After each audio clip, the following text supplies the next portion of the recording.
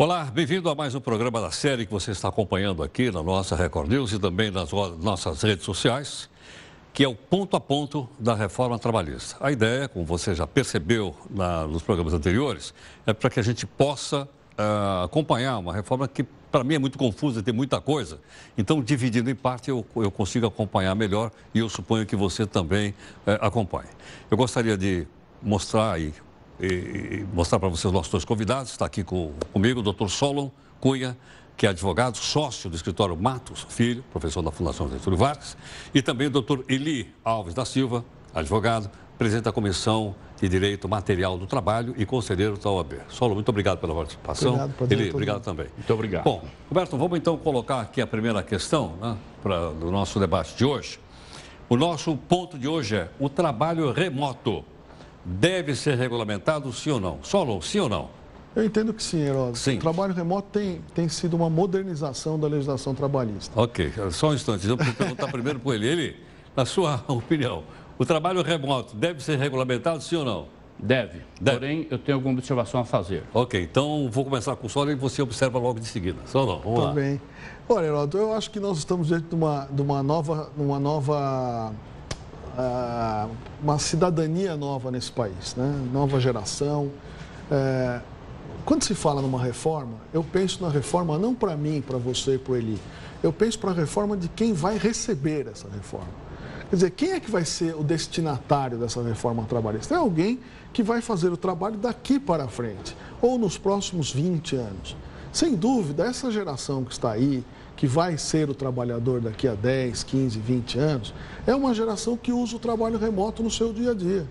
É uma geração que trabalha em casa, é uma geração que não tem muito apego a horário, não acha que a advertência por chegar 5 minutos atrasado é algo que deve ser feito. Né? Você pega um rapaz hoje de 25, uma moça de 25, 30 anos, se ela chegar 8h05, 8h10, 8h15 no escritório, para a geração deles é a mesma coisa. Eu não estou falando de indisciplina, de chegar às 10, mas chegar às 8, 8h05, 8h10 é a mesma coisa. Se ela fizer o trabalho dela em casa, entregar esse trabalho pronto para o empregador, não importa onde ela fez, se foi no chuveiro, no banheiro, na piscina, dentro de casa, não importa. Ela entregando o trabalho, ela tem um propósito e tem um trabalho cumprido, uma missão cumprida. Né? E a legislação tem que acompanhar esta geração. Hoje, todo mundo usa um tablet para fazer tudo. Um telefone celular hoje faz tudo. Tem e-mail, documentos. Eu consigo trabalhar do meu iPad, do tablet que eu use, de casa. Então, se eu tiver qualquer documento que eu queira acessar, eu vou à nuvem, eu pego. Por que eu não posso usar estas ferramentas na atividade trabalhista? Só para completar, eu estava fazendo uma viagem com um amigo em Boston e fui verificar que os médicos lá usam muito o trabalho remoto. Os médicos acompanham o paciente dentro da ambulância, pelo tablet. Eles olham lá os exames dos pacientes, a câmera, enfim, eles sabem exatamente onde está o paciente, o que ele tem, ele já chega no hospital praticamente com o diagnóstico feito. Quer dizer, o trabalho remoto hoje e o uso desses equipamentos é uma realidade. Não adianta a gente ficar cego a essa realidade. Eli, sua opinião? Eu diria o seguinte, Heródoto, que realmente deve ser regulamentado, muito bem detalhado, para que efetivamente não possa haver abusos. Recentemente, na França, foi aprovada uma lei que proíbe qualquer tipo de mensagem entre a chefia e o subordinado. Fora do horário de trabalho? Fora do horário de trabalho. Tá. Isso exatamente para poder também limitar isso, porque o empregador também não é e nem se deve colocar na condição de dono do empregado. Ele tem lá sua função e sua atividade para ser desenvolvida. É evidente que isso tudo que o professor Solon colocou, eu também imagino que nós temos que acompanhar a evolução da tecnologia e toda a função social também da empresa. Porém, por outro lado, nós verificamos que esse trabalho virtual, esse trabalho remoto, ele também traz um dano muito expressivo para a pessoa do empregado, enquanto indivíduo. Por quê? Porque isso contribui para que os empregados não tenham aquele convívio familiar dentro de uma organização, dentro de uma empresa. Que isso, evidentemente, a motivação também vem disso. Por isso que nós já estamos entrando numa fase em que o número de doenças, a exemplo da depressão, etc., tudo isso acaba refletindo. É evidente que nós vivemos numa sociedade capitalista e o que se busca é exatamente o lucro. E eu sempre digo que o lucro é um prêmio pelo risco.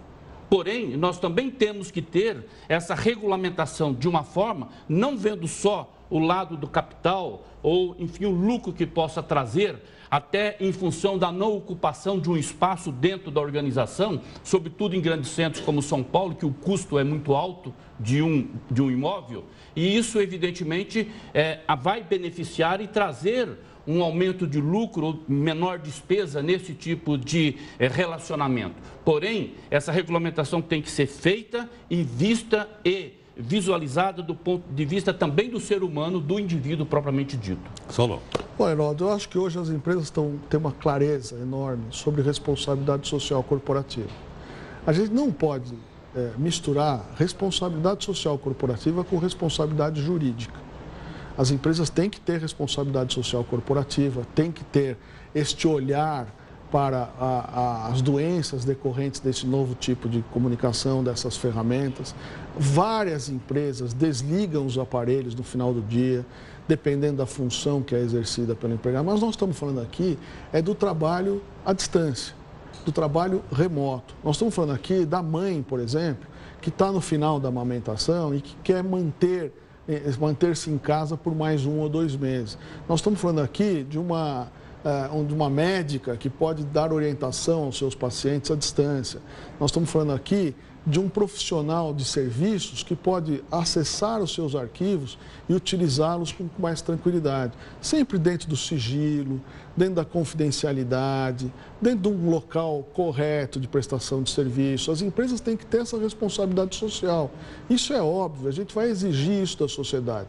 Agora, o que eu estou dizendo é a abertura e a regulamentação de um trabalho que é uma realidade nacional. Isto já acontece. Quer dizer, não adianta a gente ficar cego para isto.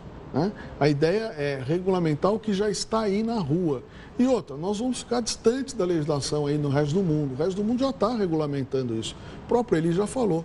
A França desligou lá os celulares, ou proibiu, né, o uso do aparelho após determinado horário. Para o chamado turn it off, ou seja, desligue o aparelho para que ele não fique mais à disposição.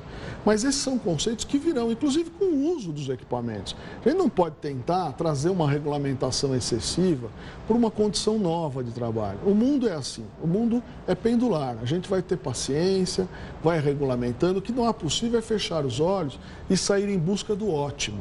A gente tem que sair em busca do bom, quebrar paradigmas, fazer a negociação parlamentar e caminhar numa boa solução para esta questão. Ele me explica uma coisa que eu não estou entendendo. Suponha a pessoa trabalha 8 horas por dia, aí ela chega em casa e ainda vai mexer nos e-mails da empresa. Ele trabalharia mais do que 8 horas. Esse trabalho é um trabalho remoto. Uma coisa é eu ir lá trabalhar na redação, outra coisa é eu continuar trabalhando na minha casa. Como é que isso poderia ser regulamentado? Aí que está, Heródoto. Na realidade, nós também temos que criar meios de controle. Porque eu conheço o caso de bancário que o banco fecha X hora. Não pode trabalhar, é fechado, apagado as luzes. Só que é o seguinte, as metas que foram determinadas, o sujeito tem que cumpri-las. Então, isso independe se ele vai estar no ambiente de trabalho ou se ele vai estar na casa dele para poder responder e-mails, para poder realmente fazer contato com clientes. Mas aquilo, do ponto de vista físico, ele tem um horário que ele está pré-estabelecido. Porém, depois desse horário, ele tem a responsabilidade de cumprir as metas. Então, é nesse sentido que eu digo que a regulamentação tem que ser realmente bastante específica. Também, eu lembro num caso específico, quer dizer, agora recentemente, para regulamentar a questão das gorjetas, foi uma lei lá de tantos artigos, tá?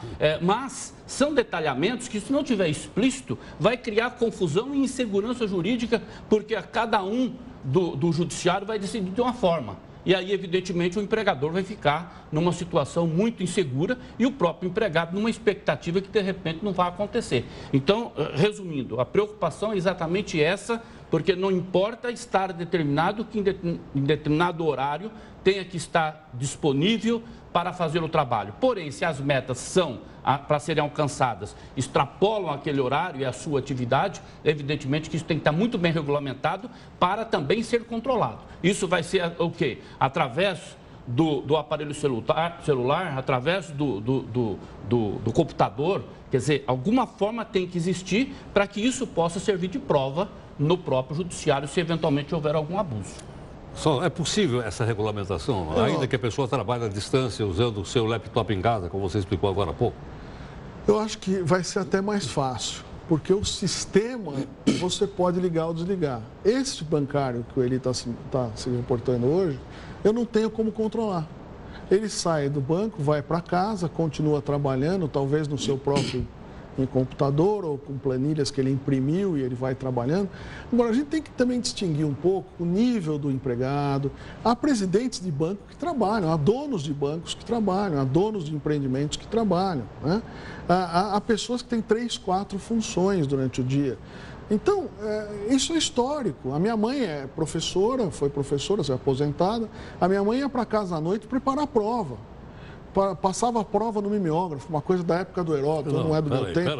Peraí, eu não estou no debate aqui, o debate é entre vocês. Então, passava a prova no mimeógrafo, quer dizer, uma coisa que também tinha um tempo que, se for levado a sério, é um tempo à disposição. Então, não podemos misturar os conceitos. O tempo à disposição é hora extra. Se aquele empregado trabalhou após o horário, é hora extra como é hoje. Não vai haver distinção nenhuma. O uso da ferramenta, ela tende... Todos nós sabemos disso, ela foi criada para melhorar. Às vezes piora, né? Eu costumo dizer que enquanto a chibata sobe, as costas descansam, né? O uso da ferramenta melhora. Às vezes tem vontade de jogar meu celular na parede. Todo mundo já passou por esse momento de fúria, né? Mas eu não acho que eu prefiro com ele, né? Então, temos que avançar. Claro que tem que ter esse olhar social que ele muito bem colocou, temos que ter uma responsabilidade social, mas eu acho que temos que regular, não há a menor dúvida. Agora, essas mudanças são inevitáveis, não é isso? Com esse avanço da tecnologia, essas mudanças vieram para ficar. Não dá para dizer, para que eu quero descer desse mundo da web. Olha lá, concorda? Eu concordo, Heródoto. Por isso mesmo que nós estamos discutindo aqui. Eu realmente, do ponto de vista pessoal e como cidadão, tenho que parabenizá-lo e também a sua produção por estar discutindo essas questões para que a nossa sociedade também possa saber do que vem por trás de tudo isso. É evidente, como o Solo já disse, quer dizer, essa realmente é uma realidade. A legislação vem para regular o convívio social, profissional, e dentro deste contexto tem que haver essa preocupação, porque hoje, para você fazer a prova de uma hora extra, você ainda socorre a um colega de trabalho que acompanhou aquele trabalho, aquele dia a dia, que já tem lá suas dificuldades. Imagina o sujeito lá em casa sozinho, se ele não tiver um instrumento que possa fazer o dedo duro dessa situação, realmente vai ficar difícil, porque aí, dentro dessa imposição de metas, como eu estou aqui repetindo constantemente, o sujeito que é responsável, ele vai ter que bater as metas, ele vai ter que definir, trazer para a sua chefia ou mandar para a sua chefia aquilo que lhe foi imposto. Então, isso realmente tem que ser regulamentado e de uma forma controlada para que efetivamente ninguém venha trabalhar de graça para ninguém. Bom, Solo, muito obrigado pela gentileza. Eli, muito obrigado pela gentileza. Eu que agradeço mais uma vez. Olha, eu tenho certeza que nós caminhamos um pouco mais no entendimento das relações entre o capital e o trabalho, né? Com a participação dos nossos 2 convidados aqui, que além da credibilidade do conhecimento, são didáticos. E eu que sou absolutamente leigo também nesse assunto, estou acompanhando e estou fazendo com você. Estou ouvindo um lado, ouvindo o outro lado e depois formando a minha própria opinião, que é um dos nossos objetivos aqui. Obrigado pela sua atenção, pela sua audiência e a gente volta com o próximo programa. Até mais.